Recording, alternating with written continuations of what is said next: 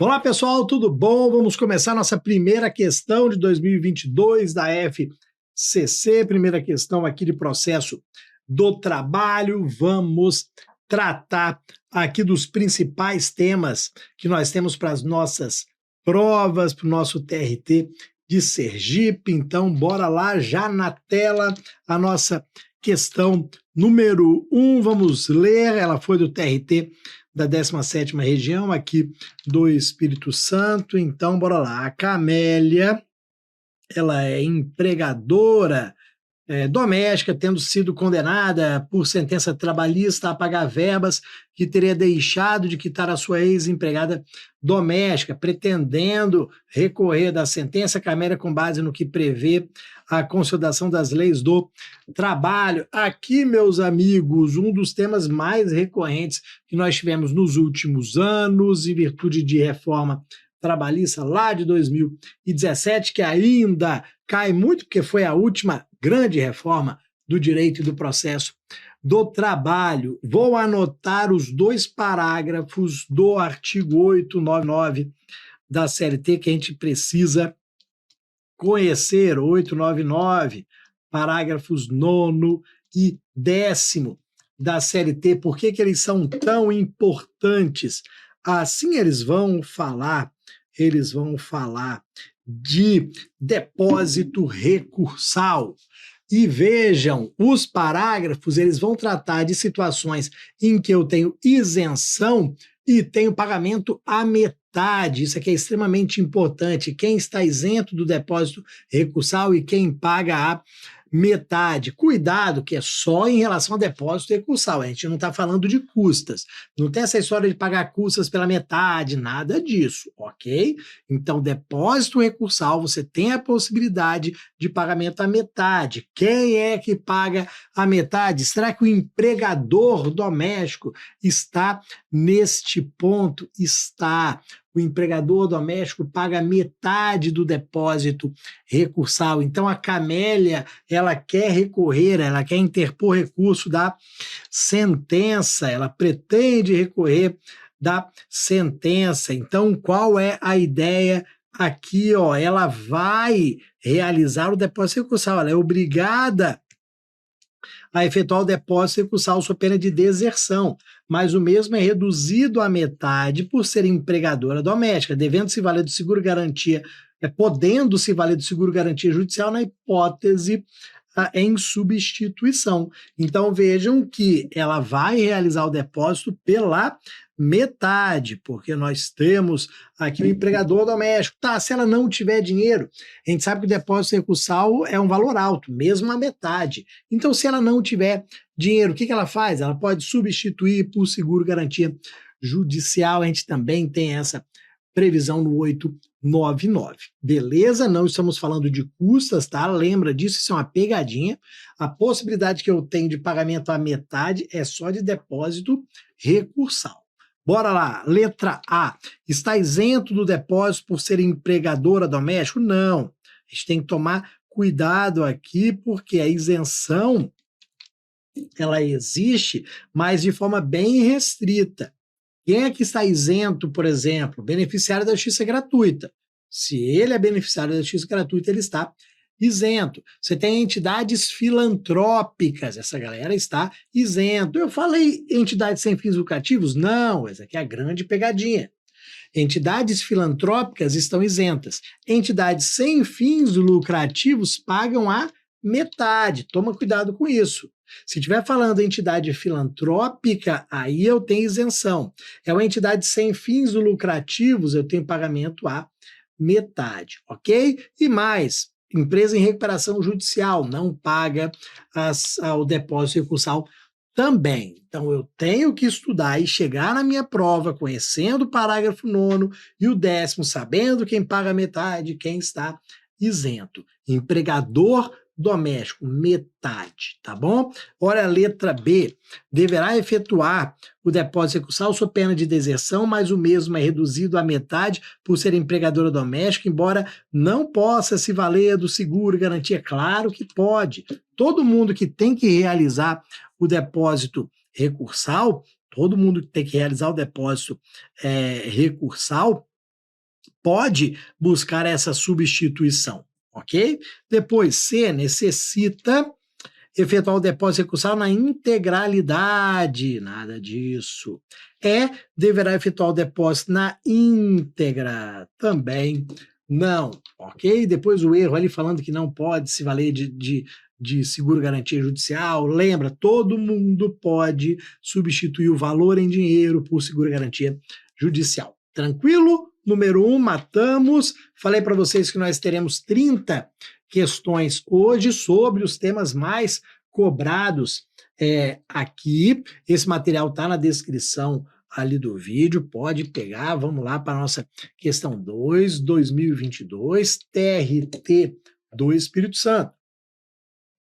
O juiz do trabalho indefere o pedido do exequente, Platão, na execução trabalhista. Então, a gente já vai aqui criando uma ideia. Então, eu estou na execução trabalhista, ele indeferiu o pedido do exequente, ou seja, ele proferiu uma decisão na execução, aqui em face, numa ação que ele move em face da empresa Bossa Nova Casa de Shows, pela qual requeria a inclusão de uma empresa no mesmo grupo econômico no polo passivo. Em face desse pedido, Platão ajuiza mandado de segurança contra ato do juiz perante o Tribunal Regional do Trabalho, o qual, em decisão final dentro do regional, denega a segurança. Pretendendo recorrer da decisão, Platão deverá se socorrer de muito cuidado aqui, meus amigos. Por quê? Porque nós temos duas decisões. A primeira não interessa para a gente. A gente quer analisar qual que é o recurso cabível da segunda decisão. Então, eu comecei falando ali que houve uma decisão na execução. Aí, quando eu falo decisão na execução, você lembra de agravo de petição. Tá, mas não é, sabe por quê? Porque dessa decisão, ele foi lá e impetrou um mandado de segurança. O mandado de segurança foi julgado.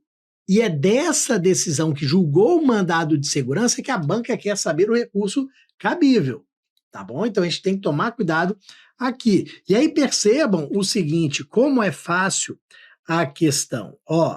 Vamos lá. Olha como é fácil a questão. Vamos para a nossa pirâmide, que tem vara do trabalho, TRT e TST. Quem indeferiu esse pedido na execução? Aqui é a vara do trabalho. Aqui está a decisão que indeferiu o ingresso, a inclusão de uma empresa do mesmo grupo econômico. Está lá, essa decisão foi proferida pela vara do trabalho. Ele impetrou o mandado de segurança perante quem? Perante o TRT. Então, ele foi direto perante o TRT e impetrou o mandado de segurança. Veio aqui o MS. O mandado de segurança, portanto, é uma ação de competência originária do TRT. Passou pela vara do trabalho? Não. Começou no TRT. Houve uma decisão final dentro do regional em relação ao mandado de segurança. Ou seja, foi proferido um acórdão pelo TRT. Foi proferido um acórdão pelo TRT, aqui está, essa decisão final dentro do regional é o acórdão, e agora a gente quer interpor um recurso para o TST. Artigo 895, inciso 2º da série T, fala o quê? Qual é o recurso que eu vou interpor para o TST? Lembrando, aqui eu tenho uma situação excepcional, por isso que tanto cai em prova. Quando eu pergunto qual que é o recurso que eu vou interpor para o TST, muita gente responderia rápido assim, recurso de revista, mas não. Lembra que não é o recurso de revista. Quando o processo começa no TRT, ele sobe ao TST com o RO, recurso ordinário, 895, inciso 2º.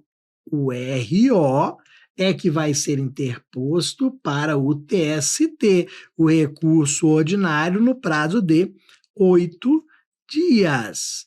Por quê? Porque o processo não começou na vara do trabalho. Qual é o processo? O mandado de segurança, que é o que nos interessa, tá bom? Não é recurso de revista. Olha o perigo aqui, a letra C, recurso de revista. Qual seria o outro perigo, agravo de petição? Não, porque eu não estou recorrendo desta primeira decisão aqui, não. Eu estou recorrendo do acórdão que foi proferido no mandado de segurança, ok? Essa que é a ideia aqui, fácil, tá bom? Muito cuidado, porque é uma pegadinha, tá? A gente sempre fala mandado de segurança, ação rescisória, pode ser um dissídio coletivo, pode ser um habeas corpus, uma cautelar, se começou no TRT, eu vou interpor o recurso de revista para o TST. Muito cuidado em relação a isso daqui, tá bom?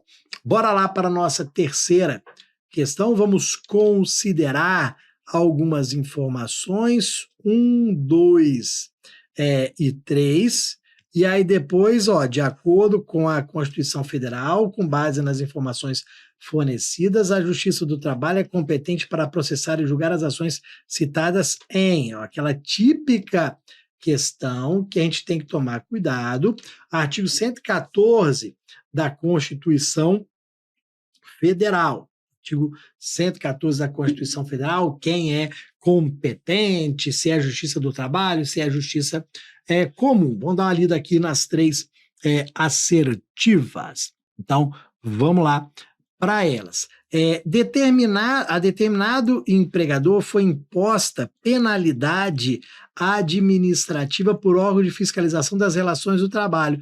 Inconformado, o empregador resolve questionar judicialmente a aplicação da referida penalidade. Claro que isso é Justiça do Trabalho. É o inciso 7º do artigo 114. As ações que tratem de penalidades impostas pelos órgãos de fiscalização das relações do trabalho, uma multa que foi aplicada pelo Ministério do Trabalho, por exemplo, pela fiscalização, pelo auditor fiscal do trabalho, está lá no inciso 7º.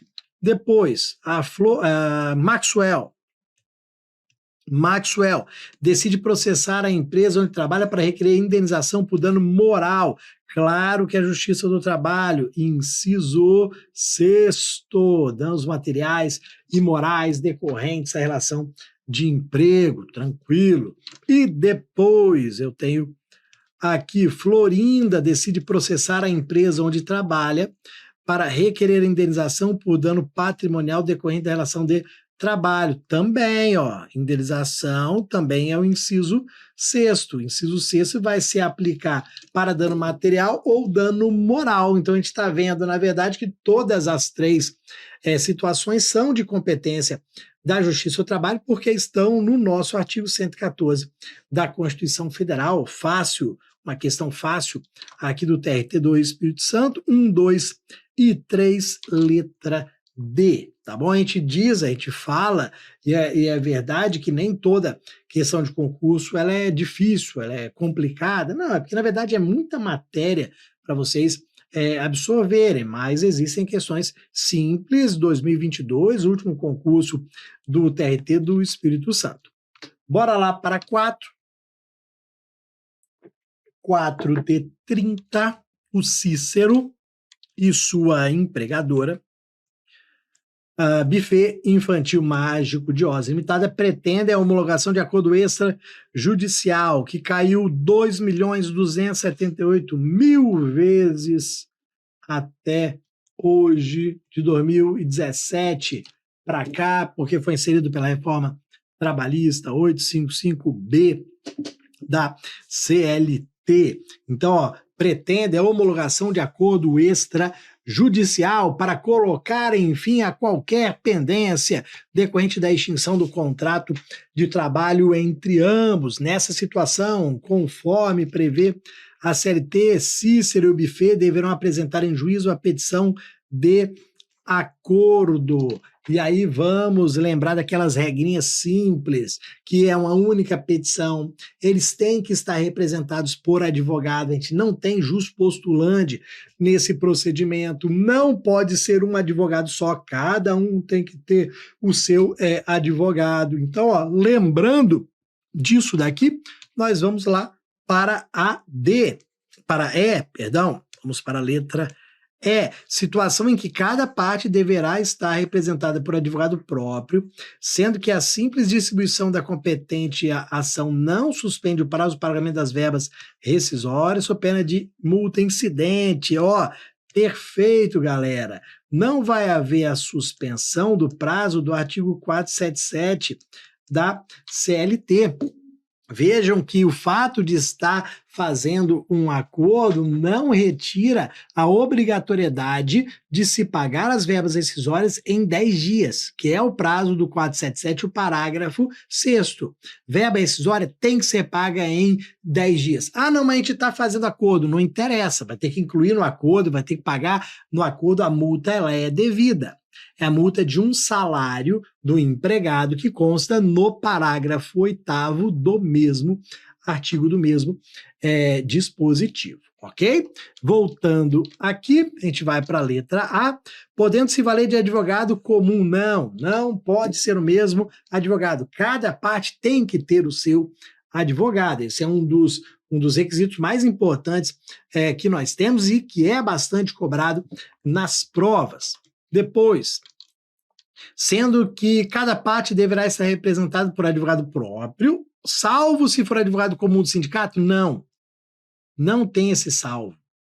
Não, tem que ter advogado diferente. C, facultado patrocínio por advogado comum, joga fora.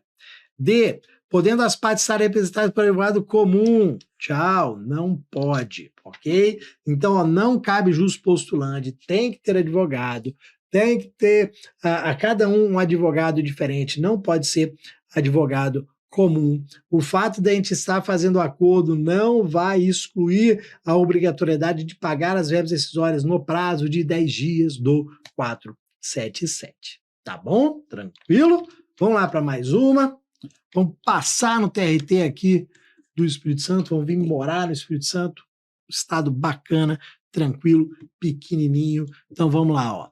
Em processo de execução de título extrajudicial perante a Justiça do Trabalho, Ptolomeu, não encontrando patrimônio em nome da pessoa jurídica, pretende incluir os sócios da executada, Restaurante Prato Feito Limitada, no polo passivo da execução. Nessa situação, com base no que prevê a CLT. Outro tema que choveu de 2017 para cá, agora é o 855A da CLT, que vai falar de desconsideração da personalidade jurídica. Começou a ler que não tem patrimônio, a empresa não tem patrimônio, não encontrou nada, não conseguiu penhorar nada da empresa, é desconsideração da personalidade jurídica. A gente vai realizar um procedimento, um incidente, para quê? Para trazer os sócios para o processo. Por enquanto, os sócios não são parte, não foram condenados, não respondem pela dívida. Quem é o executado? É a empresa. Só que aí, através da desconsideração da personalidade jurídica, eu vou trazer os sócios para cá. Eu trago os sócios para o processo. Como que é esse procedimento? O que que nós temos aqui? Qual é a nossa assertiva? Vamos lá para a letra E também.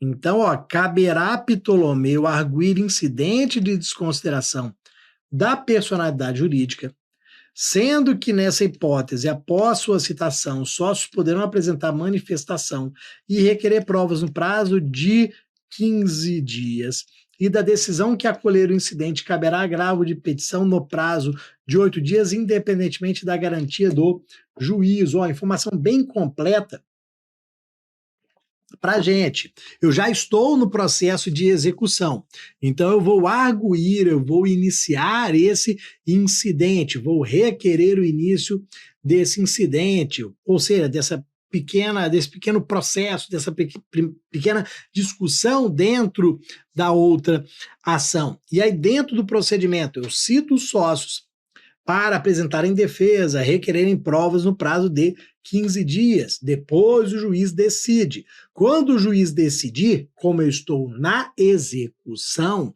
vai caber agravo de petição. Se eu tenho uma decisão na execução, eu tenho um agravo de petição.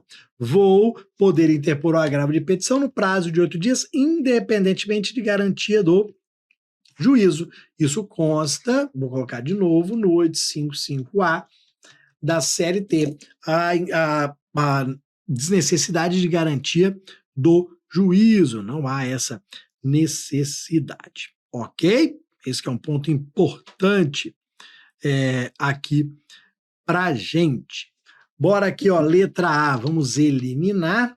Deverá o autor ingressar com reclamação trabalhista própria? Não, é na mesma reclamação trabalhista. Você não tem que ajuizar outra ação, nada disso. Depois B, poderá Ptolomeu arguir incidente de desconsideração, sendo que nessa hipótese ele poderá manifestação, desde que garantido o juízo. A única diferença entre a B e a E era o finalzinho. Se exige garantia do juízo ou não, a gente sabe que não exige. Depois C, ele vai arguir incidente de desconsideração, o prazo é que está errado. O prazo de defesa, de manifestação, de apresentação de prova pelos sócios é de 15 dias, ok?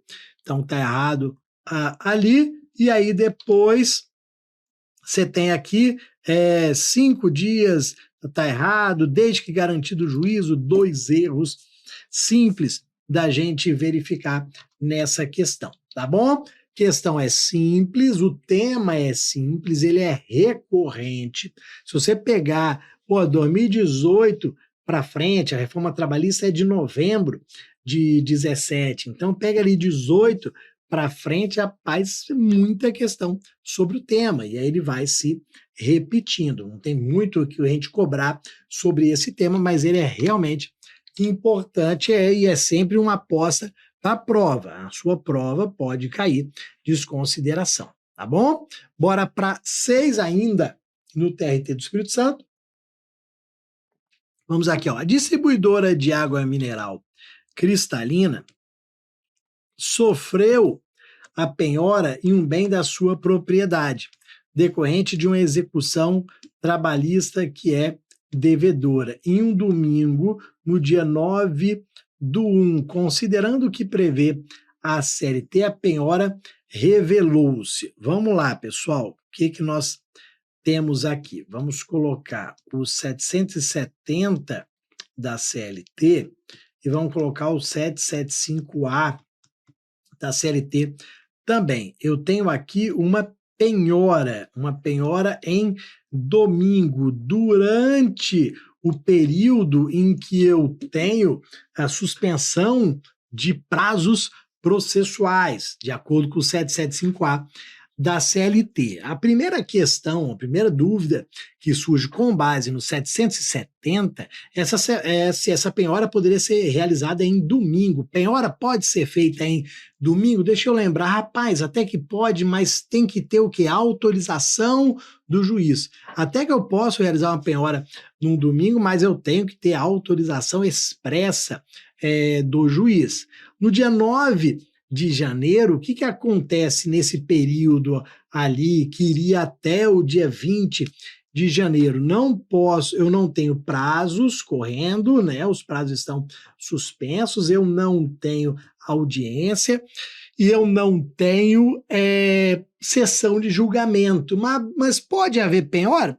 Pode, nesse período pode. Então a gente soma isso daqui para entender que a letra B é a correta. Não tem problema nenhum. Essa penhora ela é legal desde que tenha havido expressa autorização judicial para a sua realização em dia não útil. É o 770 da CLT. Ato processual, dia útil, de 6 às 20 horas. fora desses horários ou em dia não útil como domingo, desde que eu tenha autorização expressa do juiz. Tá lá. Então vai ser legal desde que tenha essa autorização expressa. Sendo que do dia 20 de dezembro a 20 de janeiro, os prazos processuais estão suspensos, não podendo se realizar apenas audiências e sessões de julgamento. Outros atos processuais podem ser realizados? Sim, eu posso ter uma penhora. Eu não tenho audiência, eu não tenho sessão de julgamento. Se tiver algum prazo ali, ele não vai começar a ser contado, porque nesse momento eles estão suspensos. Perfeito? Ora, a letra A. Ilegal, uma vez que neste período os prazos estão suspensos, além do que os atos não podem ser realizados em nenhuma hipótese fora dos dias úteis. Não. Penhora, se tiver autorização judicial, pode, autorização expressa do juiz. Depois, ilegal, uma vez que no período os prazos processuais estão interrompidos, está errado e o finalzinho também está errado, ok? Então, já tem o erro aqui dos dois. Depois de ilegal, nesse período os prazos estão suspensos e não pode realizar em nenhuma hipótese fora, nada disso. Você também tem erro aqui, ok? Já tem aqui o erro. Depois, legal, ficando a critério do oficial de justiça sua realização em dia não útil, se caso entenda dessa forma, nada disso. Porque não é a critério do oficial de justiça, é a critério do juiz que autorizou, a autorização do juiz, beleza? Então, ó, já matamos mais uma aqui, a gente tem os dois artigos importantes, 770, 775A da CLT. Beleza? Vamos lá para a sétima. Então, vamos aqui para a sétima. Também do mesmo concurso. No mesmo concurso, vamos aqui.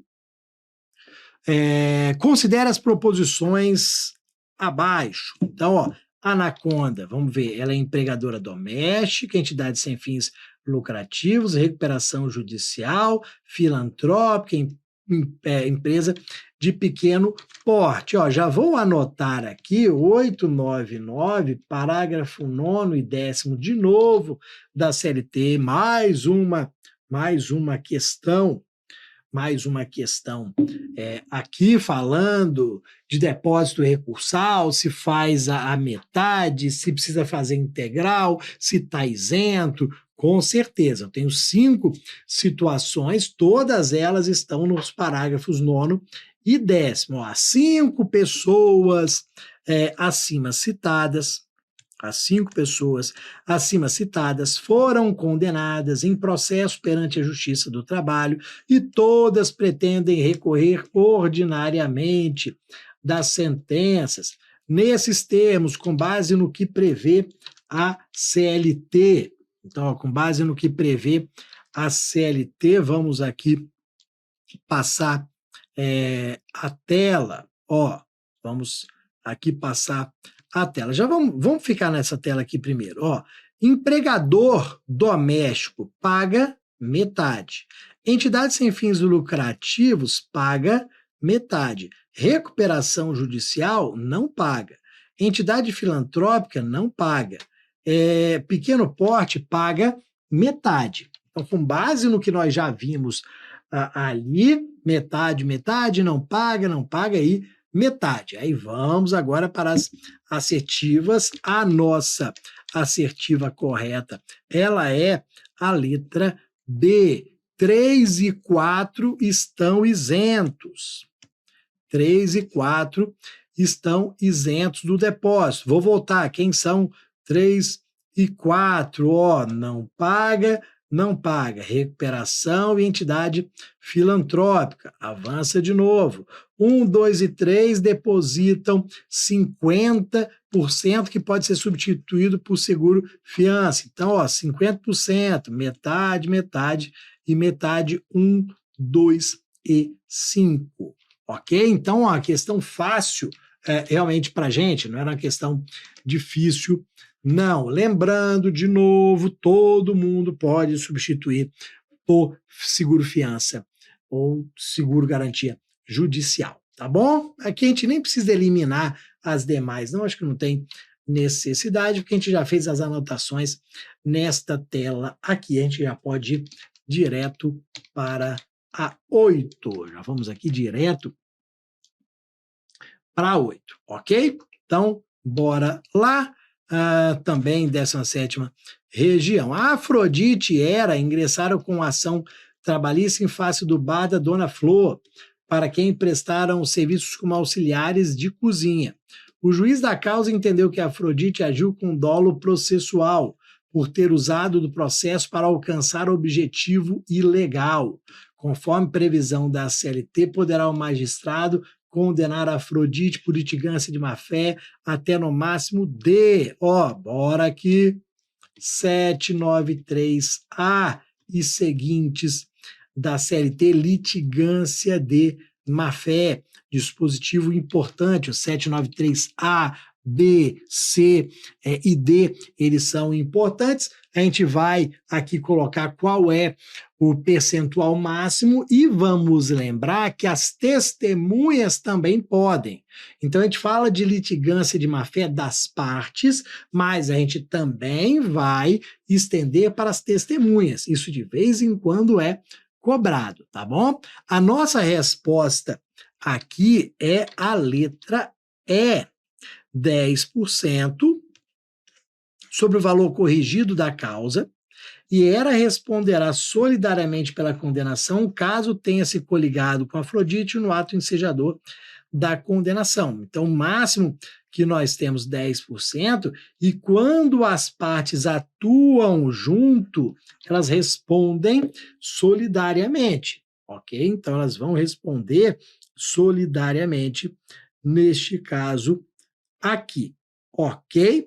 Então, ponto importante sempre para a gente neste caso, tá bom? Então, o resto a gente vai eliminando facilmente, a 10% sobre o valor corrigido em qualquer hipótese, responder solidariamente? Não, porque elas podem ter agido de má-fé, mas cada uma no seu canto, realizando um ato típico de litigância de má-fé, tá bom? Depois 5% não, 10% ok, em nenhuma hipótese respondendo solidariamente, também não, e 10% e Hera responderá pela metade por ser a autora? Não, a gente vai ter aqui a responsabilidade solidária entre elas, beleza? Esse é um tema que de vez em quando cai, não é aquele top 10 ali, mas de vez em quando cai essa decoreba de no máximo 10%, podendo aplicar a testemunha, isso já foi cobrado várias vezes, também a gente tem que tomar bastante cuidado. E aí partimos para a questão 9 aqui, vamos lá para a nossa questão 9, D30. Mercúrio. Ajuiza a reclamação trabalhista em face da empresa Carrega Geral Transportes Limitada. Sua ex-empregadora, após ter sido dispensado sem a percepção das suas verbas rescisórias, ajuizou a reclamação trabalhista no foro da sua residência, Guarapari, no Espírito Santo, entendendo que lá tem a melhor condição de acesso à justiça. Aí você já sabe do que está tratando. Pô, se ele ajuizou a ação no seu domicílio, você sabe que é o juízo incompetente, porque o 651 da CLT fala que é o local de prestação dos serviços. Então, essa ação ela já foi ajuizada no local errado. o que vai acontecer aqui quando a empresa for notificada? Claro que ela vai querer discutir o local do ajuizamento, claro que ela vai aqui dizer que a ação não foi ajuizada no local correto, que ela tem que ser remetida para o local da prestação dos serviços. E aí eu pergunto, mas como que ela vai fazer essa alegação? Através de que pedido, que petição? Através da exceção de incompetência do artigo 800. Mas ela recebeu a notificação, viu esse erro. Quantos dias ela tem para apresentar a exceção de incompetência? 5 dias. Está lá no artigo 800 da CLT. Recebeu a notificação. Uai, Guarapari? Está errado. Tenho que alegar a exceção de incompetência. Quanto tempo? 5 dias. Rapidinho. Ok? Então é isso que a gente vai ver aqui, ó. Recebida a notificação, a empresa pretende arguir a exceção de incompetência territorial pelo fato de que o local da prestação de serviços foi em Vitória, devendo lá tramitar a demanda. Nessa hipótese, segundo o ordenamento jurídico, deverá fazê-lo. São 10 dias, de acordo com o artigo 800 da CLT, que choveu em prova nos últimos anos. Tem que conhecer todas as pegadinhas que existem. Então, a gente já passa direto para a letra C de cachorro. Vamos arguir no prazo de 5 dias após o recebimento da notificação, antes da audiência, sendo que o processo ficará suspenso até a decisão do juiz da causa acerca da exceção. Então, ó, ponto importante. Temos um ponto importante aqui. Beleza? Olha o que acontece, qual que é a grande pegadinha que nós temos. Ele fala, no prazo de 5 dias após o recebimento da notificação antes da audiência. Ok. Alguma outra assertiva vai falar que são até 5 dias antes da audiência. Não. Não são 5 dias antes da audiência. A audiência vai ser no dia tal, então até 5 dias antes? Não. São 5 dias a contar do recebimento da notificação, que é hoje, e tem que ser antes da audiência. É isso, tá? Totalmente diferente. Eu recebi a notificação hoje, a audiência daqui a 60 dias. 5 dias a contar de hoje, da notificação. Não são 5 dias antes da audiência, que vai se dar daqui a 2 meses. Nada disso, ok? Depois, vamos voltar. 10 dias após o recebimento? Não. Já matamos aqui. Depois, como preliminar de defesa. Galera, isso aqui é perigosíssimo. Por que que isso é perigosíssimo? Porque isso é processo civil. Porque lá no processo civil é preliminar de mérito, é na contestação. Aqui não. Então, se você estuda processo civil e processo do trabalho ao mesmo tempo, a gente tem que tomar bastante cuidado em relação a isso. Lá no processo civil é na contestação, como uma preliminar de mérito. Aqui não, é peça apartada, exceção de incompetência no prazo de 5 dias, ok?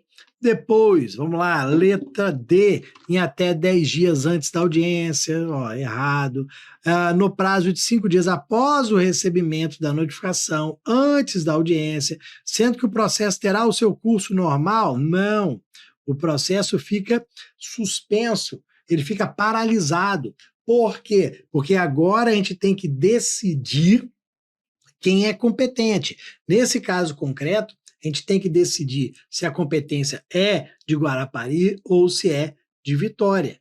Antes de decidir, eu não vou ficar realizando o ato processual. Imagina, eu fico lá realizando o ato processual em Guarapari, daqui a pouco decide que era Vitória. Então Guarapari, que era incompetente, proferiu atos nulos. Pô, não vou perder esse tempo. Eu suspendo, eu paro, deixo de praticar ato processual. Depois que decidir se é Guarapari, se é Vitória, nós voltamos ao normal. Beleza? Tranquilo? Partimos para a nossa questão 10 de 30, quase ali na metade. Então, vamos lá, Praxedes. Vamos aqui. O que ele arrumou para a vida dele, como se diz? Prachete saiu-se parcialmente vencedor em uma demanda trabalhista em face da sua ex-empregadora, a Lavanderia Branca de Neve, onde a mesma foi condenada a custear os honorários sucumbenciais do seu advogado. Nessa hipótese, segundo a Consolidação das Leis do Trabalho, a decisão judicial está correta. Então, saiu parcialmente procedente, a empresa foi condenada a custear honorários sucumbenciais. Outro artigo que chove em prova, 791A da CLT, chove em prova. Ali, qual é a nossa assertiva correta? Está correta, ainda que o patrocínio da causa seja de advogado particular. Perfeito, porque a gente não tem mais aquele sistema de condenação ao pagamento de honorários de sucumbência apenas para o sindicato. Não, nada disso. Olha o que acontece. Eu quero ajuizar uma ação em face de estratégia. Eu posso ir no sindicato da minha categoria e eles ajuizarem a ação? Sim. Mas eu posso ir a um advogado particular, o seu João, que eu conheço, e ele ajuizar a ação. Perfeito. Nas duas situações, a gente consegue a condenação da empresa, consegue a condenação do estratégia. O estratégia vai ser condenado ao pagamento de honorários de sucumbência nas duas situações.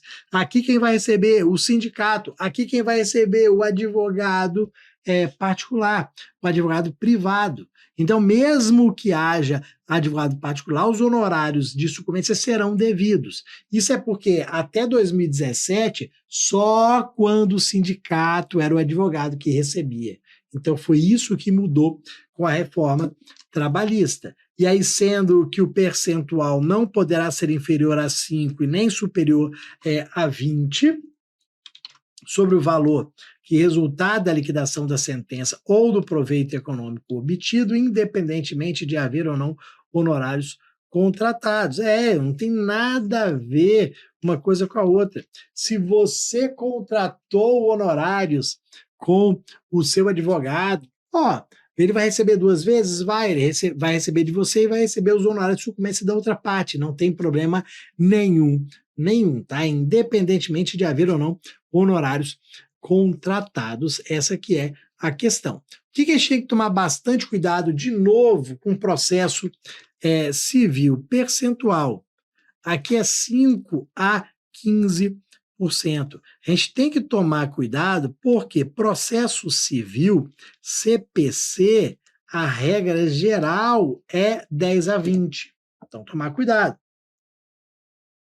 CPC é 10 a 20, aqui é 5 a 15. Às vezes, a gente nem sabe muita coisa sobre honorário de sucumbência. Rapaz, eu só sei o percentual, você acerta a questão. Ou você elimina muitas assertivas só com a questão dos 5 e 15. Eu sei que é 5 e 15. Rapaz, você vai eliminando um monte, vai trazer 10, 20, 30. Vamos ver se as demais a gente vai conseguir fazer isso. Vamos lá. Desde que o patrocínio seja de advogado do sindicato. Errado. Mas sendo que o percentual não pode ser inferior a 15%. Pode. Então, com base no percentual, eu já matava B. C, ainda que o patrocínio seja de advogado particular e não tenha sido pactuado contrato de honorários, aqui está errado, pode ter sido pactuado honorários, sendo que o percentual não pode ser 10 a 20, colocaram do processo civil, então matei com base só no percentual, porque eu sei que é 5 a 15. D, desde que o patrocínio seja advogado do sindicato, errado, o percentual não pode ser inferior a 20%, está errado, matei de novo com base no percentual. E, por fim, ainda que o patrocínio seja de advogado particular e não tenha sido pactuado contrato de honorários, está errado, sendo que o percentual não pode ser inferior a 10, superior a 30, matei de novo com base no percentual. Então, o que eu estava falando, eu poderia saber só o percentual. A única coisa que eu sei de honorários é o percentual. 5 a 15. Acertei essa questão. O resto eu ia eliminando só com base em percentuais errados, 10, 30, 20%. Beleza? Muito cuidado com isso. Às vezes a gente não precisa saber tudo para acertar, não, tá? Mas se souber um dado ali, a gente utilizar esse dado com inteligência, a gente acerta a questão tranquilamente, sem dúvida nenhuma. Bora lá, ó. 11. Questão 11. Mudamos para o TRT da Bahia, quinta região, também 2022. Então, vamos lá, ó. Vamos lá. No processo de execução, no processo do trabalho, no processo de execução, no processo do trabalho, após a elaboração da conta de liquidação, aí vamos lá, aqui vamos colocar liquidação de sentença, artigo 879 da CLT. Esse é o artigo que vai falar de liquidação de sentença, e aí a gente tem o parágrafo 2º, extremamente importante. Então, ó, vamos lá. É dever, é faculdade do juiz abrir às partes o prazo. E aí, é dever ou é faculdade? É dever, é obrigatório. Tem que intimar aqui as partes. Eu vou abrir prazo para as partes e é um prazo de tantos dias. E é um prazo comum ou é um prazo sucessivo? É um prazo comum, ou seja, é o mesmo prazo. O prazo comum é quando eu abro um prazo para as duas partes, é o mesmo prazo, prazo comum. Não é um prazo sucessivo, não são X dias para você e depois X dias para o outro. Não, é um prazo comum para a impugnação e esse prazo ele é de 8 dias. Tudo aqui no parágrafo 2º. Então, no processo de execução, após a elaboração da conta de liquidação, é dever do juízo abrir às partes o prazo comum de 8 dias para a impugnação fundamentada. Está aqui, letra C de cachorro. O juiz tem que intimar as partes para, no prazo comum de 8 dias, manifestarem sobre os cálculos, sob pena de preclusão. Se você não se manifesta neste momento, você perdeu totalmente a possibilidade de manifestação. É neste momento, aqui sob pena de preclusão. Tema sempre importante para a gente. Vamos lá, outra questão 12. Outra questão 12 aqui. Efésio, vamos lá para o Efésio, o que ele está tentando aqui, ó, Efésio e o seu ex-empregador, o restaurante Prazeres do Mar, pretendem homologar o juízo num acordo extrajudicial para transacionarem verbas decorrentes do extinto contrato de trabalho, com base no que prevê a CLT, a petição de homologação. De novo, galera, nós fizemos do TRT do Espírito Santo, agora o TRT da Bahia, de novo, 855B da CLT, vamos lembrar tudo de novo. É uma petição conjunta, ou seja, é a mesma petição, tem que ter advogado, não cabe justo postulante. Os advogados têm que ser diferentes, ou seja, não pode ser advogado comum. Não afasta a aplicação do artigo 477 da CLT, ou seja, as verbas decisórias têm que ser pagas em 10 dias. Então, isso aqui ajuda muito a gente a tratar desse tema. E aí, vejam, o fato de eu ter buscado essa homologação vai suspender o prazo prescricional, porque caso não seja homologado, eu vou ter que ajuizar uma ação. Como é que fica o meu prazo prescricional? Ele fica suspenso. Então, com base nisso, a gente vem e marca a letra A como correta. Não poderá ser assinada por advogado comum. Perfeito. Não pode. Havendo a suspensão do prazo prescricional quanto aos direitos nele especificados. Então, ó, não pode ser aplicada, não pode ser por advogado comum, havendo suspensão do prazo prescricional quanto aos direitos nele especificados. Ó, letra B, não pode ser assinada por advogado comum, havendo interrupção do prazo? Não, porque na interrupção o prazo volta a ser contado do zero, e aí não. Eu simplesmente suspendi a prescrição, depois ela volta a ser contada do mesmo momento, tá bom? A ideia aqui é que eu tenho a suspensão, não interrupção. Suspensão volta a contar de onde parou. Interrupção, não. Interrupção zeraria, começaria a contar o prazo novamente. C, não poderá ser assinada por advogado comum, devendo o autor se valer obrigatoriamente de advogado do seu sindicato. Nada disso, pode ser advogado particular, errado. D, poderá ser assinada por advogado comum? Não, então a gente já sabe ali que está errado, interrupção de prazo prescricional também, a gente já vê que está equivocado. E aí a letra E, poderá ser assinado por advogado comum, já era, errado, interrupção, já era, inclusive os não previstos no acordo, errado também, letra E, totalmente errada aqui, jogar fora no lixo, realmente. Tranquilo?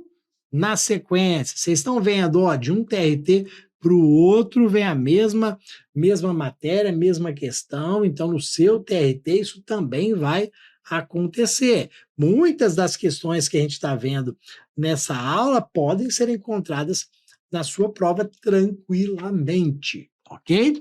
Bora lá para 13 de 30, quase chegando aqui na metade. Ó, o Roveno está executando uma sentença que lhe foi favorável na Justiça do Trabalho em face da sua ex-empregadora, a empresa de transporte carga rápida. Não encontrando bens da empresa, a mesma coisa, igualzinho. Não encontrando bens para fazer frente à execução, o autor instaura um incidente de desconsideração da personalidade jurídica, o qual é julgado procedente. A empresa cientificada poderá interpor. Galera, olha o que acontece. A gente já está no processo de execução. Isso está claro. A gente está no processo de execução. Foi julgado procedente. Foi proferida uma decisão no processo de execução. De decisão no processo de execução, cabe que recurso? Agravo de petição. Decisão na execução, agravo de petição. Ponto. Um primeiro informação a gente já vai usar para eliminar algumas assertivas. Decisão na execução, agravo de petição. Pô, agravo de instrumento? Não. Recurso ordinário?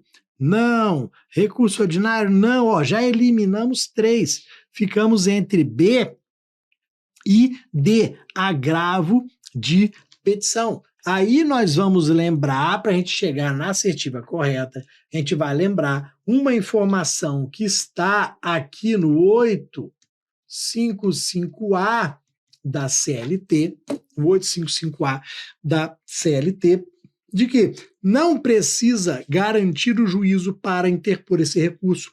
Os sócios não precisam garantir o juízo, independentemente da garantia do juízo, havendo a suspensão da execução após a instauração do incidente. É isso daqui que está correto. A gente vai suspender o processo, vai realizar o incidente quando ele for decidido, sendo na execução, os sócios vão poder interpor o agravo de petição e não tem necessidade de garantia do juízo nenhuma, ok? Esse é um ponto bem importante para a gente aqui, ok? Depois, 14, Zeus. Vamos ver, ó, de novo. Vocês estão vendo o seguinte, foram concursos bem próximos.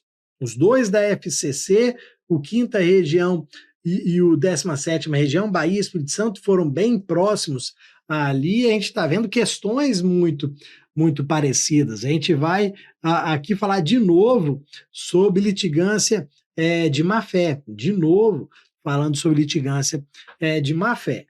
Então, o Zeus, ele foi testemunha do reclamante em audiência trabalhista, tendo o juiz da causa entendido que o mesmo alterou intencionalmente a verdade dos fatos, omitindo ainda fatos essenciais a julgamento da causa. Aí vamos lá, de novo, como sempre, 793A e seguintes da CLT.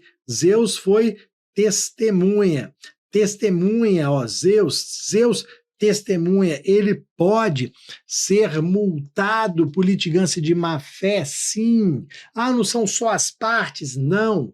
A gente tem no 793A e seguintes a informação de que eu vou aqui multar a testemunha. A testemunha vai ser um litigante de má-fé, porque mentiu e omitiu outras informações. Então, com isso, a gente vai para a letra C. Poderá ser multado no mínimo de 1% e no máximo 10% sobre o valor da causa corrigido, correspondendo à mesma multa por litigância de má-fé da parte. A parte vai ser multada, a nossa testemunha também vai ser multada, ok? Então, muito cuidado com isso. A letra A, a gente já vê aqui, letra A. Não poderá ser penalizado, eis que a alteração da verdade, omissão, são direcionadas às partes? Não, direcionada à testemunha. Poderá ser multado 0,5% e 5%? Não, é 1 e 10. Não poderá ser penalizado porque a responsabilidade recita às partes? Não, muito cuidado com isso daqui. Depois 0,2 e 20, nada disso. Peguem o 793A, B, C, D e levem para a sua prova, porque vocês estão vendo historicamente aqui, caiu no TRT da Bahia, depois caiu no TRT do Espírito Santo, pode ser que caia na sua prova também, beleza? Bora na sequência para a 15. Eu tenho algumas situações aqui e depois nós vamos ver do procedimento sumaríssimo. Então, olha, deixa eu anotar aqui, A gente vai ter 4 situações e, conforme previsão da CLT, podem ser demandadas pelo procedimento sumaríssimo apenas. Podem fazer parte do procedimento sumaríssimo. 852A da CLT, parágrafo único. Cuidado! 852A, parágrafo único da CLT, exclui alguns entes públicos do sumaríssimo. Alguns, nem todos. Quem é que não vai participar do sumaríssimo? Quem é que está excluído? Quem é que não participa do rito sumaríssimo? União, estados, Distrito Federal, municípios, autarquias e fundações públicas. Essa galera não vai participar. Agora, quem participa? Quem vai participar aqui dos entes públicos? Sociedade de Economia Mista, e empresas públicas.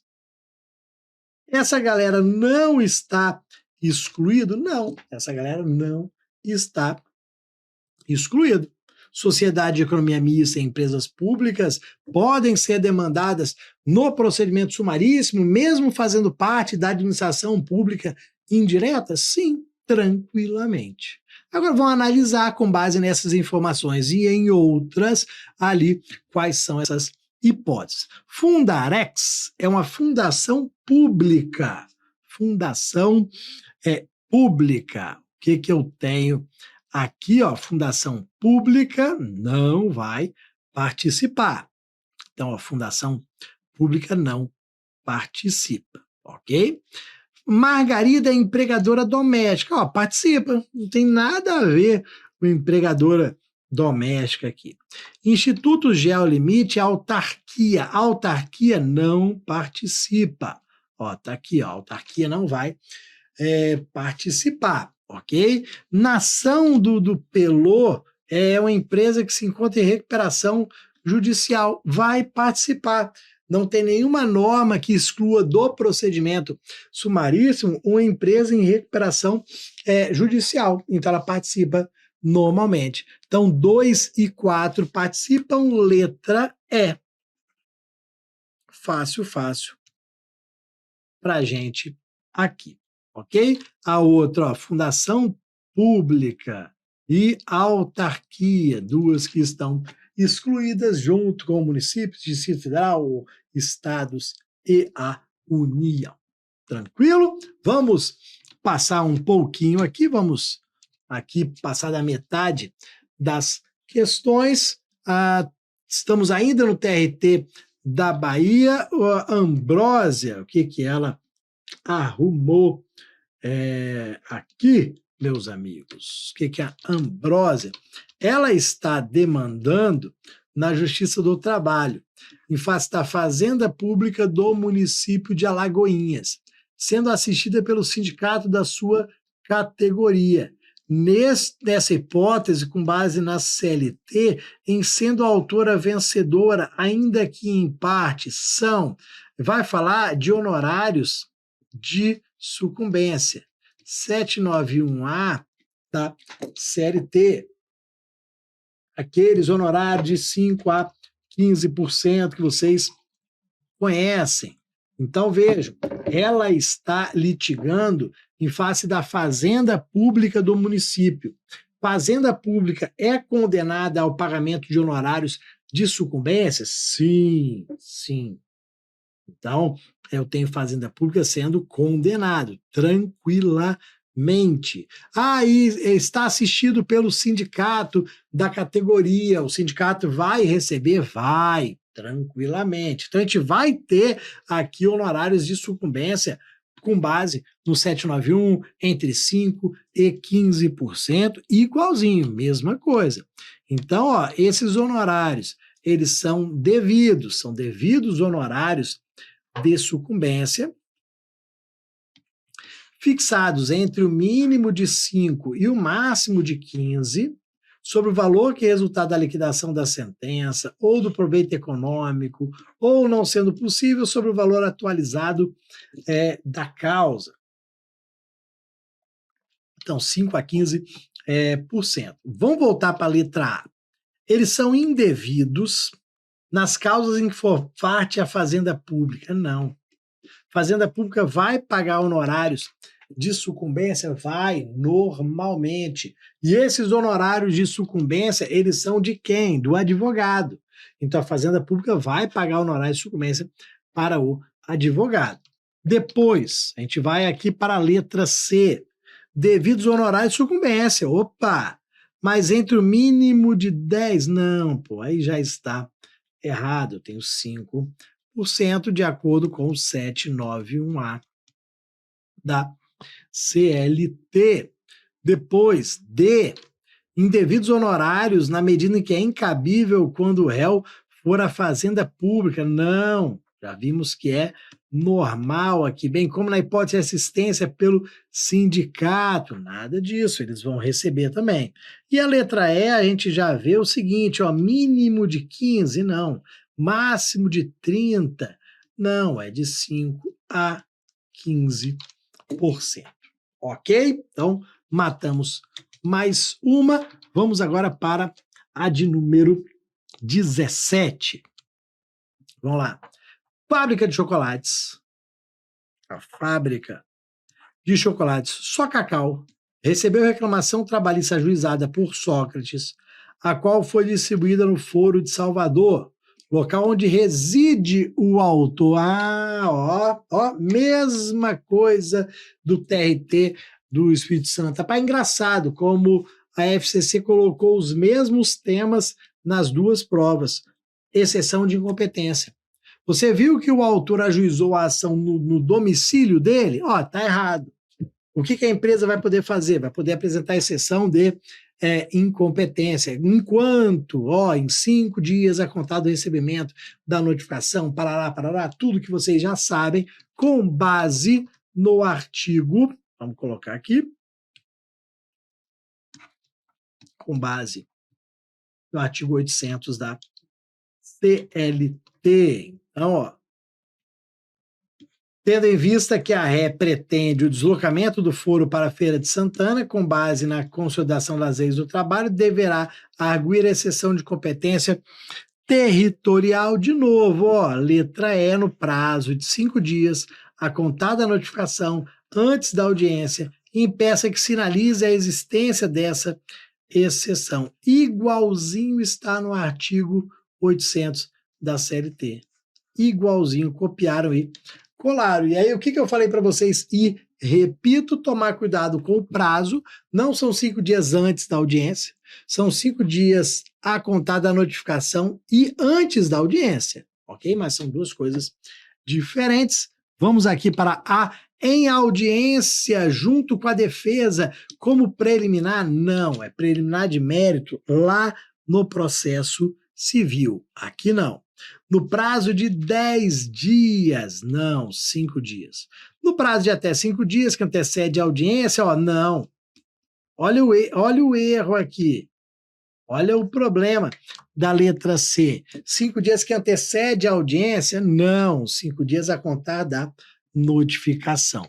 E aí, D em audiência, em peça apartada que sinalize, não é em audiência, é antes da nossa audiência. Ok, meus amigos, tranquilo.